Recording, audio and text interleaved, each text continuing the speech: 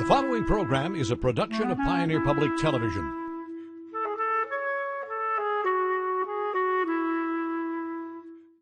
I practiced and kept on practicing, and I got better and better. And next year, or 2 years after that, they told their other buddies, they said, "Nope, you guys leave your goose calls back in the truck. Corey's going to bring his call." So then I basically felt like a world champion after that happened. So that was a big step in my goose calling career, as when I was finally accepted in the goose caller of the group. So they're primarily looking at the feed on the seeds, the annual weeds, and the millet and the buckwheat. They produce a high energy, high protein seed that the ducks are looking for to help them in their migration, keeps them in the area, keeps them well fed, get them ready to fly south. My friends, come on in. It's time for Monte Cristo. If you've never had this before, think of the best grilled cheese sandwich you've ever had. The open prairie of the upper Midwest is home and a destination for people who love the outdoors. To hunt, fish, and enjoy outdoor recreation provided by our vast resources of lakes, rivers, trails, and grasslands. Here we connect with the natural world and leave the stresses of our daily lives behind. Hey everybody, welcome to Prairie Sportsman. I'm your host, Brett Amundson. And this week, we're featuring triumphs in hunting and habitats. After bagging our limited geese near Fergus Falls, we'll head down to the Killen Waterfowl Refuge by Marsh Lake, where ducks and geese escape from hunting to eat and rest. And Chef Kurt is in the kitchen grilling up a wild goose Monte Cristo. This week, it's all about waterfowl. Funding for this project was provided by the Minnesota Environment and Natural Resources Trust Fund, as recommended by the Legislative Citizen Commission on Minnesota Resources, and by American Surplus, Ice Castle Fish House RV, Minnesota's largest manufacturer of premium portable ice fish houses, and a proud supporter of the annual February Ice Castle Classic Fishing Tournament. More information at icecastlefh.com. And by Live Wide Open, a regional movement that encourages people to make a great life for themselves in West Central Minnesota. More at livewideopen.com.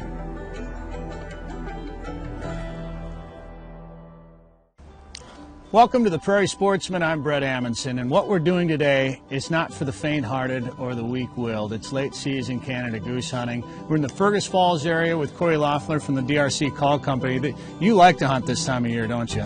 late season's the best season. Say it all the time. You bet. This time of year, this is kind of one of those places that you have to go to hunt because water stays open here. Yep, water stays open. The birds have a safe place to roost in town, and then they come venturing out of town to feed, and that's makes for some really good hunting opportunity outside of town. We've got a little sandbar, late season sandbar set up, so we've got a few decoys, some sleeper shells. We've got some full body decoys out on the sandbar in the river. Well, there's a lot of geese staging up in town. We're bundled up. We're set up, ready to go here. We're gonna watch the decoys and see if we can't trick some of these Canada geese into coming in. You bet. One of the things about hunting late season like this is sometimes you're waiting all day. A lot of times when geese are on the only open water in the area because everything else is frozen up, they'll wait there until the warmest time of day, and then they'll go out and feed once. That's why you dress warm, you bring a little heater along, and you could be in for the long haul.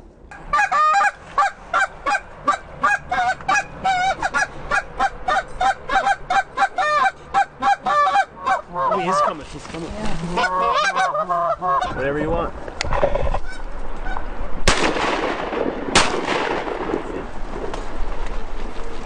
There they are. Gun jam. Oh, they were right here. And that's what can happen sometimes. You can be sitting around just waiting for it to happen, then all of a sudden, boom, they're in front of you. You don't have shells in your gun. You're trying to load shells. You're dropping them in holes in the snow. You can't find them. Pulling your sunglasses off. Finally get it all loaded up. The geese work perfect, and then you miss. It's perfect.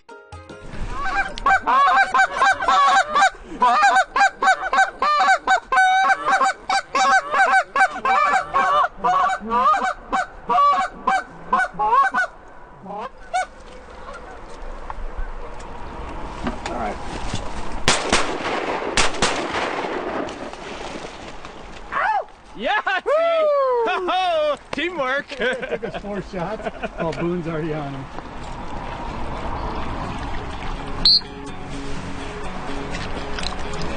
Come on! Good boy! Good boy! Come on! Come on! Over! Over! Over! Come on, here! Here! Come on! Come on! Good boy! Over! Good! Good! Good! Here! Here! Good boy! Here! Here! Hey! Come on! Come on!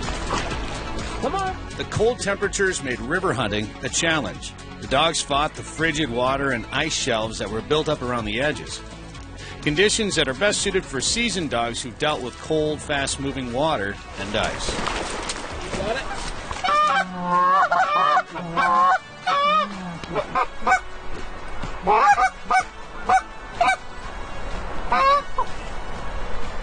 This pair is still coming right to the right.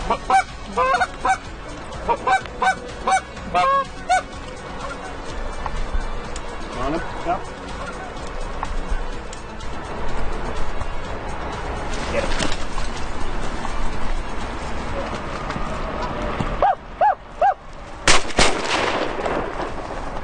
I do that. Oh, Boone's already on one.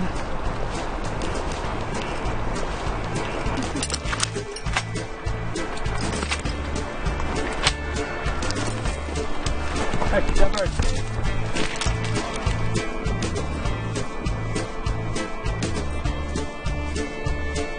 Do you want her to go after? I don't know. That should be alright. Good. I'll send them both over there. Maybe they can help. Mika! Hey!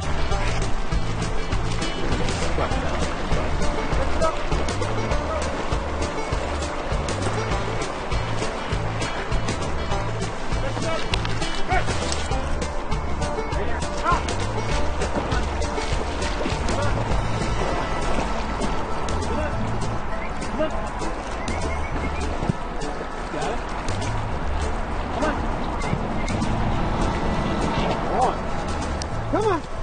Come on! Here. Come on! Drop it! Drop it! Good girl. Get up. Get up.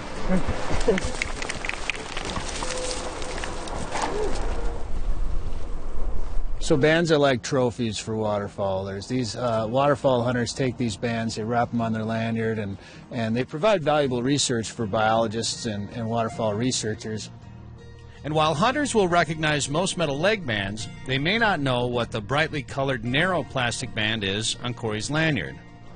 That's a Tarsus band? Yeah, so what they'll do with this one, it's a marker band that you can read fairly easily with a set of binoculars or maybe a camera. So they'll put a metal band on one leg, an aluminum or stainless steel, and then they'll put a plastic band on the other leg, and then you can walk up to the goose, maybe with a spotting scope or with a camera with a zoom lens, binoculars, and you can read that letter number combination. So this would be a red band with white writing, and then the code is letter M880. And you can turn that in and tell them, I saw this goose, he was alive at this location, and they'll send you a band report, and you get it back. It's kind of neat. Corey is an experienced goose caller who's won the prestigious title of North American Goose Calling Champion, but it took years of practicing and motivation to get there. What got you into hunting geese? So when I was about 14 or 15, my uncle took me goose hunting, and took me with a few of his friends, and I was blowing a goose call and practicing on this old thing that was laying around, and I thought I sounded really good on it, and I was pretty excited to bring that goose call out hunting. And they said, nope, leave your goose call back in the truck. They wouldn't let me bring it. So I got pretty mad. I got pissed off, and I practiced and kept on practicing, and I got better and better. And next year, 2 years after that, they told their other buddies, they said, nope, you guys leave your goose calls back in the truck. Corey's going to bring his call. So then I basically felt like a world champion after that happened. So that was a big step in my goose calling career, as when I was finally accepted in the goose caller of the group. So He's taken that experience and turned it into a successful calling career that led to creating his own line of goose and duck calls called DRC Calls, based in Thief River Falls, Minnesota. Those are the calls we're using today.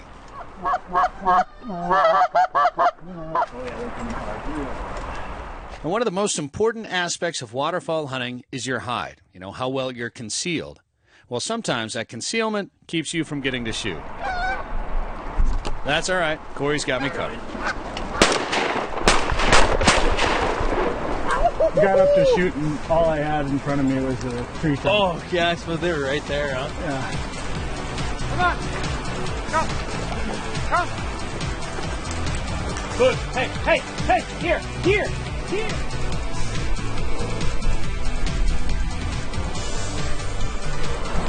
Here, in here, come on. Here. Where we're sitting here on this river, we're on a peninsula, and the river bends all the way around it. So that goose landed in the river, and it's floating downstream. And we're just walked through the backside of the peninsula here. We're going to let it float around to us, and we'll send Meek out on it here in a second. And wait for her to see it. See it? Dead bird! Dead bird!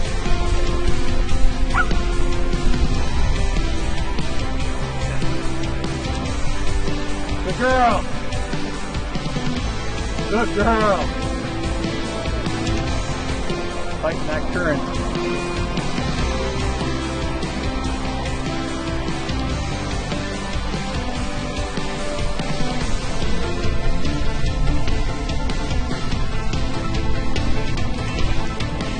Good girl! Good girl!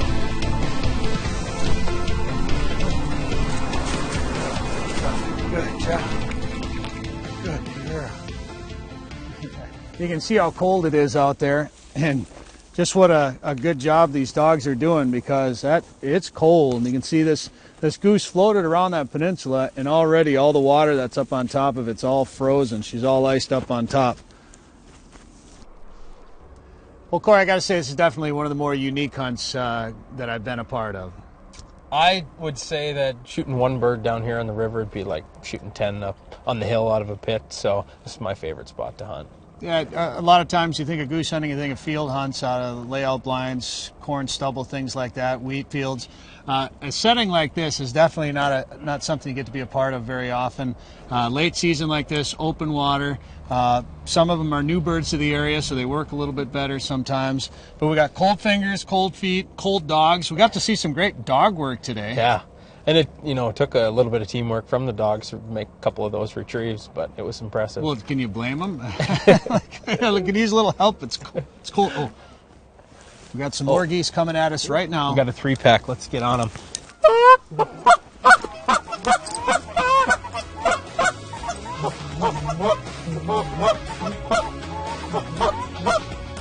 I'll back you up. Ready? Yep.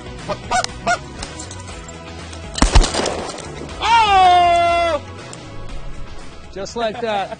Limit of geese. Corey, thank you very much. Hey, good shooting. That was fun. I was ready to back you up. I appreciate that. Normally I need it. I even had a bullet in there. That always makes it easier.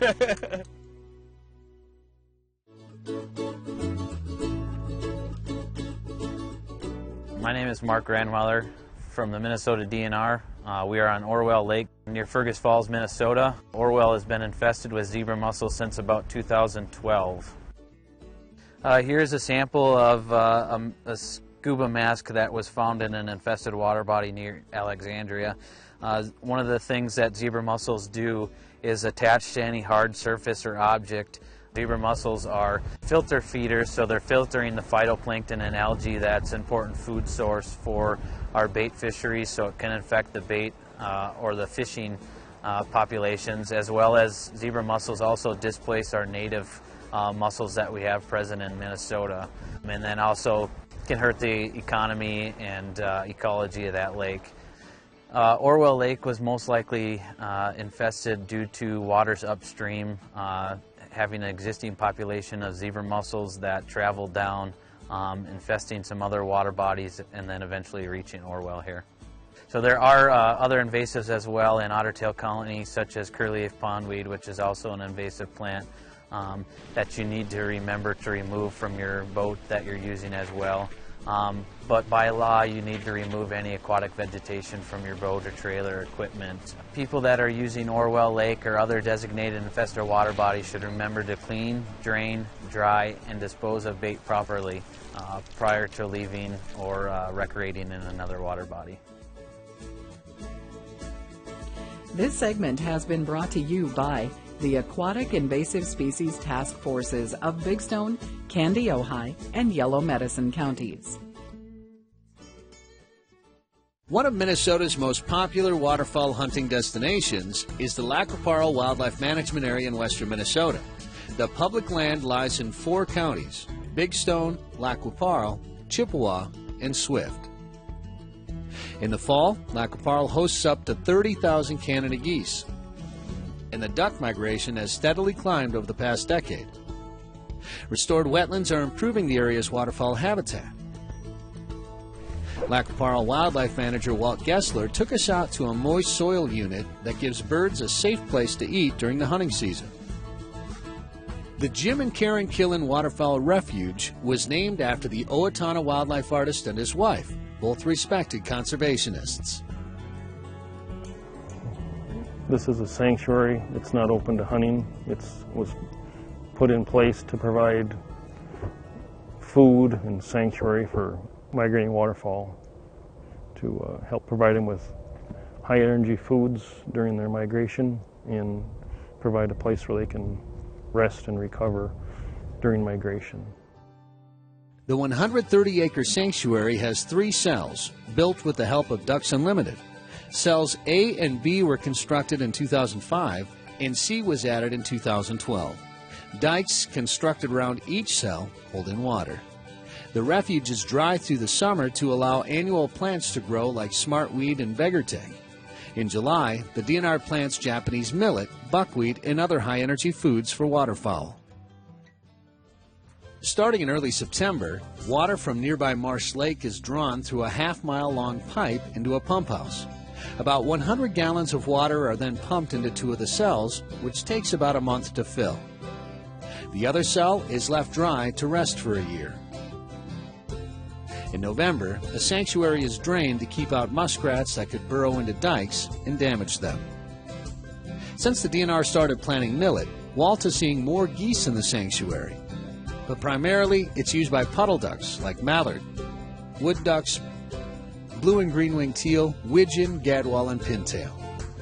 We're primarily looking at the feed on the seeds, the annual weeds, and the millet and the buckwheat. They produce a high energy, high protein seed that the ducks are looking for to help them in their migration, keeps them in the area, keeps them well fed, get them ready to fly south. When Walt showed us around the Killen Refuge in mid-October, migrating birds had already eaten 50 to 75% of the millet, a good sign the birds are being well cared for. Hundreds fly in every evening to eat and relax.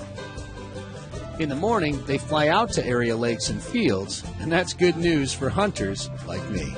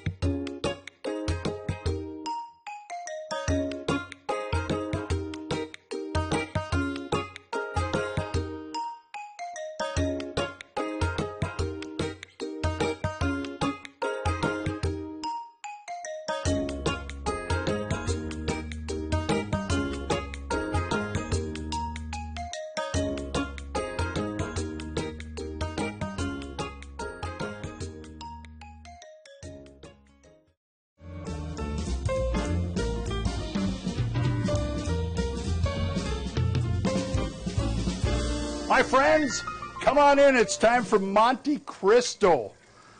If you've never had this before, think of the best grilled cheese sandwich you've ever had.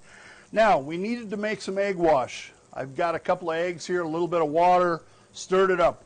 Your favorite bread, for me it's potato bread, and I only want to dip one side, and you'll see why here in just a minute. You want it coated like so. Down it goes, just a pat of margarine or butter there to keep that nice and golden for us. There we go. Now we're going to take and add whatever cheese is your favorite. Today the crew is going to be eating mozzarella and an American cheese. Now this sandwich had huge popularities in the 60s and 70s, partially because it was considered a bit decadent. The other side of it that has changed over the years is people are cooking it a little differently now. Back then, especially when I started in the restaurant field, this was a sandwich dipped entirely in the egg and then deep fried, to which point it'd be cut, usually served with a syrup. Today, however, you're going to be tasting something that was made with cheddar spread, jellied cranberries, and a bit of peppers, roasted peppers inside of it. That together forms this combination. That's going to be our dip today. Now, on top of this, we're using goose. So we made a home-built smoker system. This is what the goose had started out like, the goose breast. This took us about 8 minutes to do. I'm still a little bit red here, which is what I want. Now I'm going to lay this goose out, because this will kind of finish as it's going. You know, I don't want to get it too done or it'll get too dry. So here we go. Boom, boom, boom.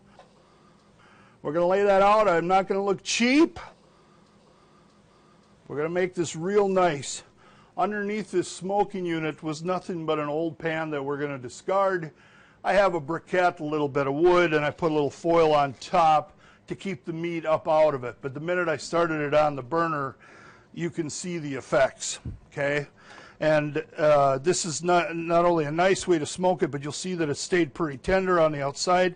I did not brine this at all. This just went in there raw. That's it, and we did it right here in front of you today. Now, we're going to just double check here, see where we're at.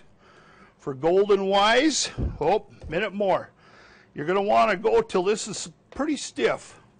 You can see it's got just a minute to go, so I got time to sing you a song if I had to.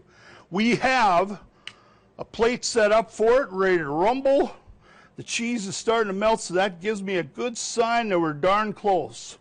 Now, you see what's happening here. We're going to check the other one.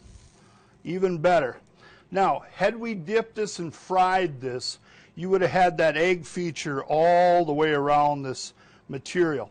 Now, the other question you're probably asking is, hey, Kurt, you didn't pre-melt the cheese or anything, but I don't really have to. You see what's happening here to the cheese. If you peek, it's already melting. The warmth of the goose is going to do that, and the rest takes its effect right there.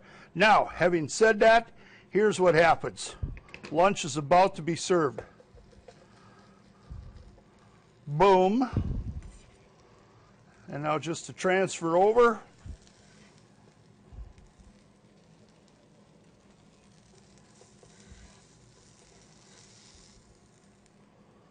This, my friend, is a new, healthier Monte Cristo sandwich, one that'll go well with this particular spread. I hope you get the opportunity to try this at home. It's a nice way to use the goose meat, which is very lean, and it's good for you. Please give it a try.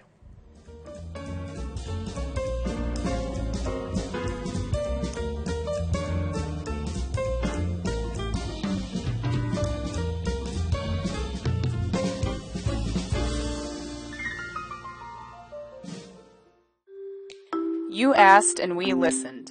I'm Amanda Anderson, Digital Media Specialist for Prairie Sportsman. The Q&A section of each episode is powered by questions from Prairie Sportsman viewers. Both of today's questions were submitted by emailing prairiesportsman@pioneer.org. Question number 1. Why can't anglers use 2 lines in Minnesota? My name is Al Stevens. I'm a program consultant with the Minnesota DNR section of fisheries. We manage our fish populations, and all states do this.